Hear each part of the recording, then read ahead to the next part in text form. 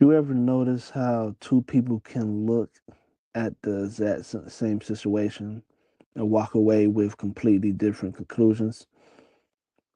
Not because the evidence changed, not because reality shifts, but because something deeper was already shaping how they see things, right? That's not what a belief system does. It doesn't just tell you what to believe, it quietly decides what kind of person you become.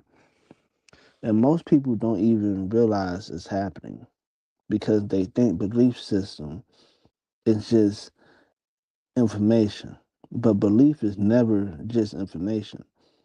Belief is a lens. And once you put that lens on, everything starts filtering through it. So let's slow this down because this explains behavior. This explains reactions. This explains why some people can hear the truth and still reject it. A belief a belief system answers three questions, whether you realize it or not. What is real, what is right, and what actually matters. Now watch this.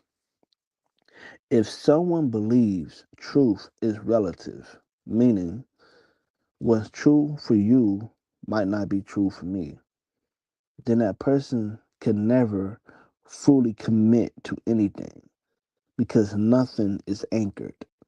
So when pressure comes, they adjust. When accountability comes, they redefine. When truth confronts them, they reinterpret. Not because they're trying to be dishonest, but because their system doesn't allow fixed truth. So the outcome is predictable. You get a flexible person, but not in a good way. A person who bends instead of stands. Now let's take another belief.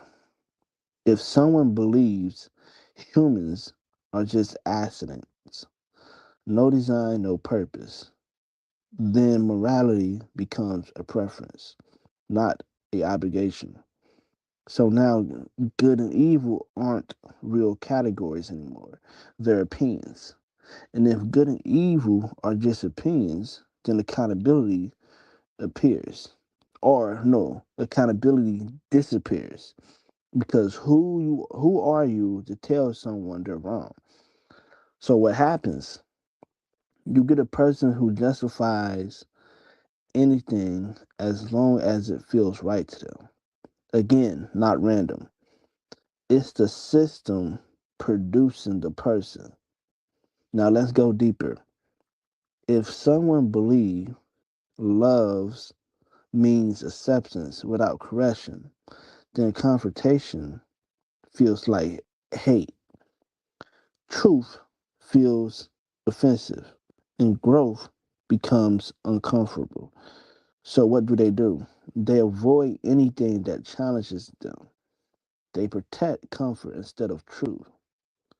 So now you get a person who cannot be corrected, not because they're evil, but because their definition of love is broken.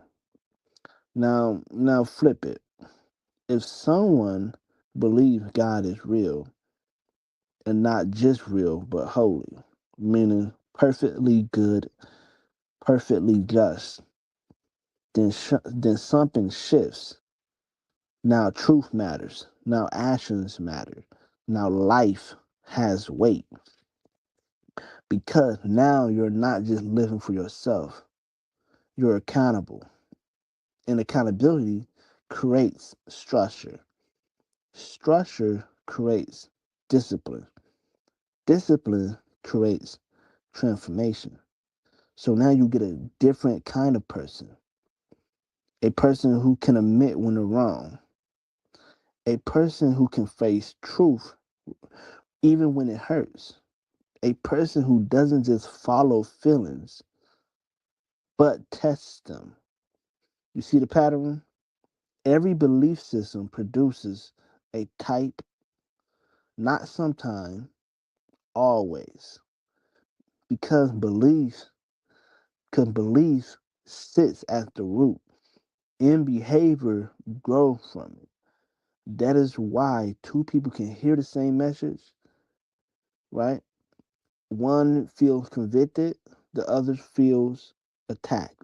Same words, different lens.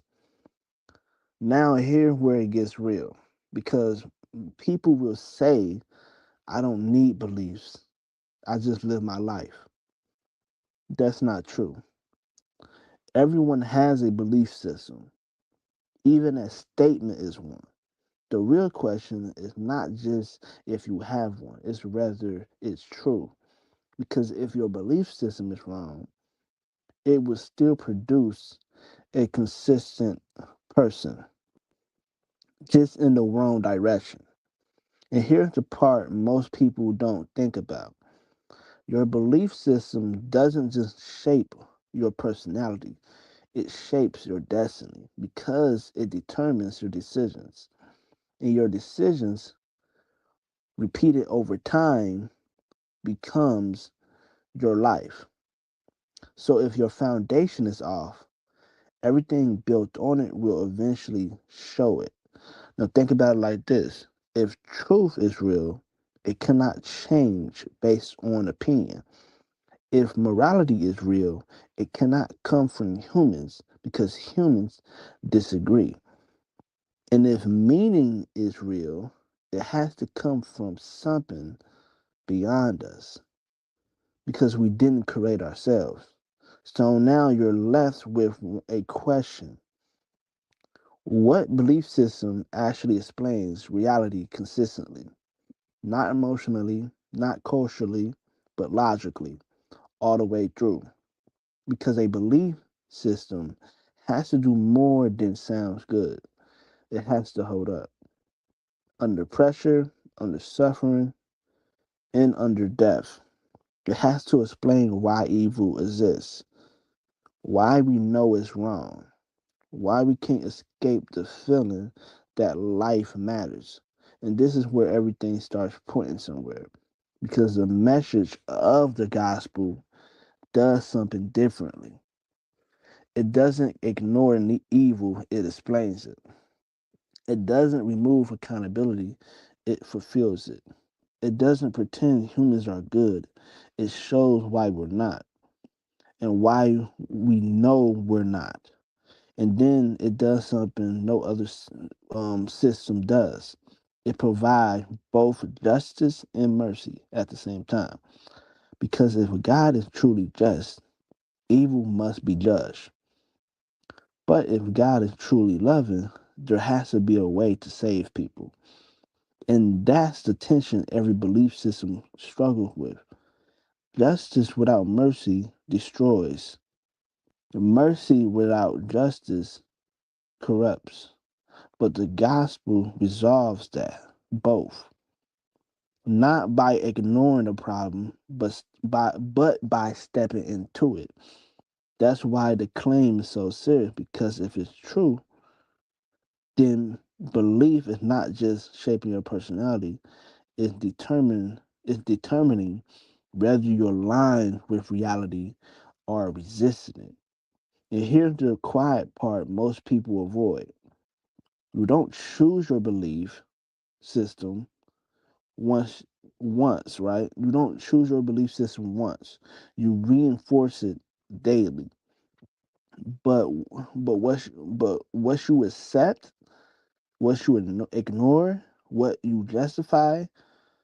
So over time, you don't just hold beliefs; they start holding you, and eventually, you become the type of person your beliefs have been building this whole time. So the real question isn't just what do you believe? It's this: what is your belief turning you into right now? Because whatever that answer is, that's the direction your life is already moving. And if it's wrong, it won't stay hidden forever.